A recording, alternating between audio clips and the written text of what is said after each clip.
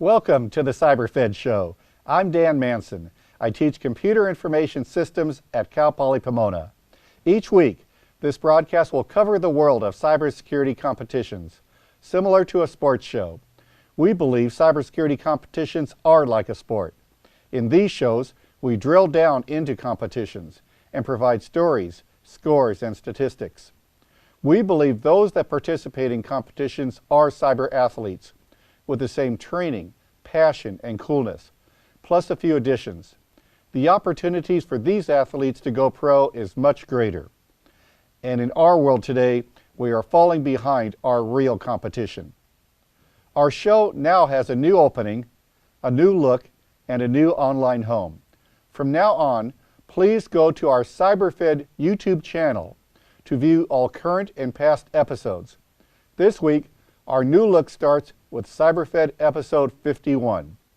Last week, CyberFed provided 7 hours of live coverage of the 2016 Western Regional Collegiate Cyber Defense Competition.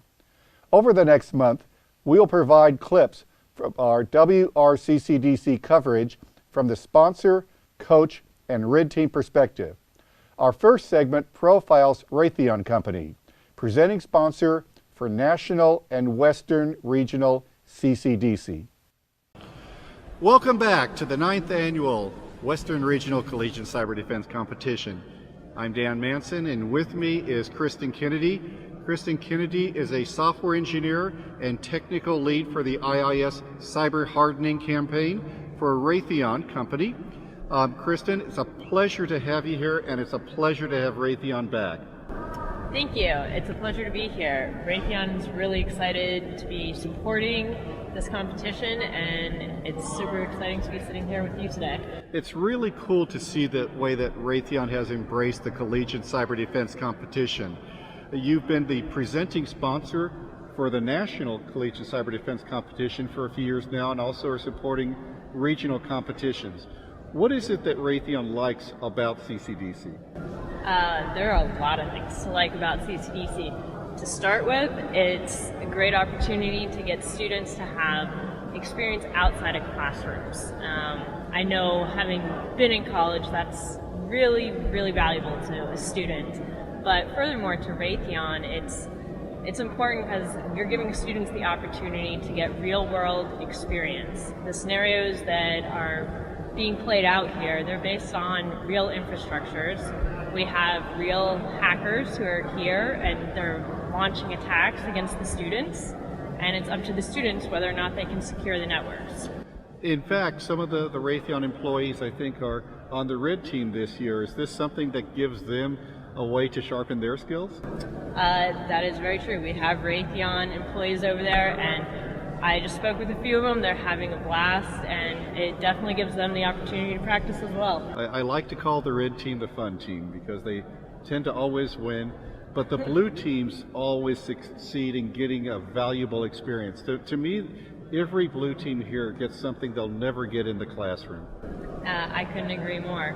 And it's, as for Raytheon, us sponsoring this, it's, you have the recent past studies that indicate we have a deficit of over 1 million cyber experts in the workforce right now worldwide. So us sponsoring the NCCDC series and being here present today, it's a great opportunity for us to invest in the future cyber workforce and to really get to see firsthand the skills that are being developed. The first time I went to a Collegiate Cyber Defense competition was back in 2006. I went to the regional for the Midwest. And one of the participants said to me, I can learn more in these 2.5 days than in a year's worth of classes. And I thought, how can you do that? But over time, I've realized that student put 2.5 months of time preparing for this 2.5 day competition. I think these kids, when they're really good at it, they train like athletes. I like to call them cyber athletes.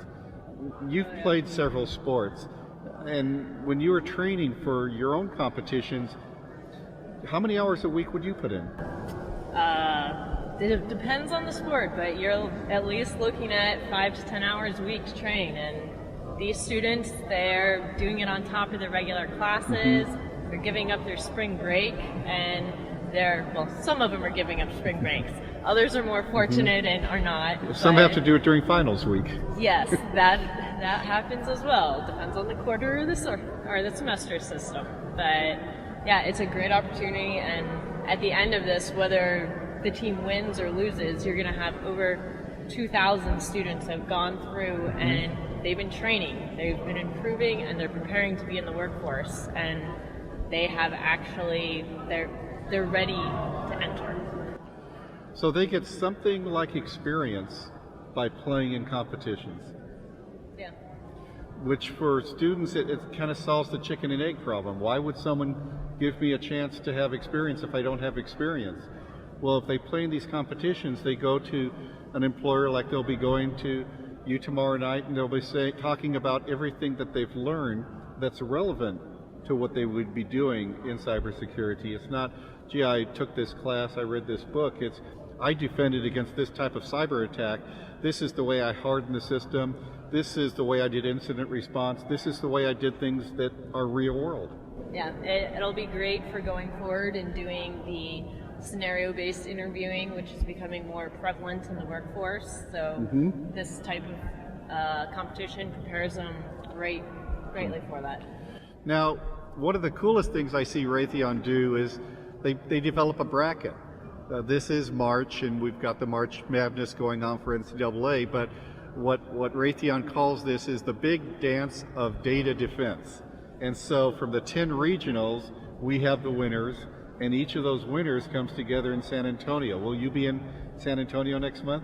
That, I'm not sure if I'm going to be making it there. I hope to be, but it'll be really exciting to have 10 teams competing for the title of national champion. I heard they've outgrown their current location and they're moving from a hotel to the convention center. That is correct. So maybe they can learn a few things about what we're doing today with the play-by-play and the cameras, and show off their competition, and we can watch on the internet. Exactly. This is my first time being at one of these, and I couldn't imagine them doing it any other way, so I hope they follow the lead. Let's take a look at the scores and see if we have any updates here.